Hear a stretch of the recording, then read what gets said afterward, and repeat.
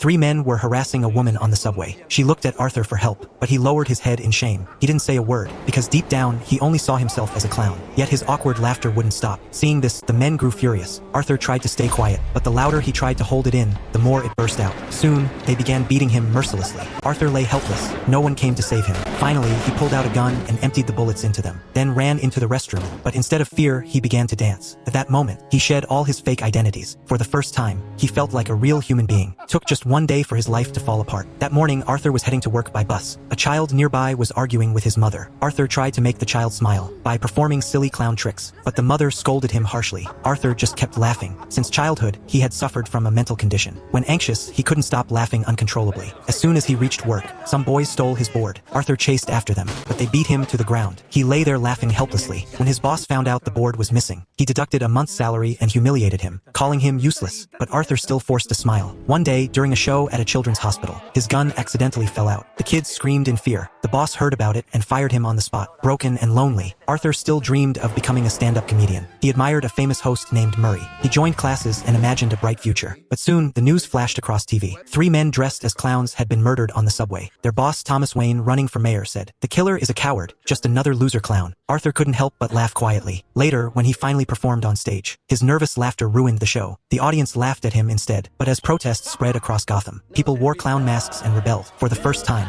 Arthur laughed and danced freely from his heart. His mother often told him to deliver a letter to Wayne. Believing he might be Wayne's son, Arthur happily went to meet him, but Wayne called it a lie and punched him in the face. Arthur dug through his mother's medical files and found a darker truth. He wasn't her real son. His mother was mentally ill, and as a child, she let her boyfriend abuse him. Arthur's uncontrollable laughter was born from that trauma. That night, Arthur strangled his mother, then transformed completely into the Joker. Green hair, white face, red smile. Before going on Murray's show, he requested to be introduced as Joker, but Murray mocked him on live TV. Arthur confessed before everyone that he was the one who killed the men on the subway. The police arrested him, but chaos had already erupted outside. Clown-masked protesters set the city ablaze. They freed Arthur from custody. He stood tall amid the burning streets. His laughter became a symbol, and that's how Arthur became the true Joker of Gotham. If you were in Arthur's place, would you forgive them or take revenge?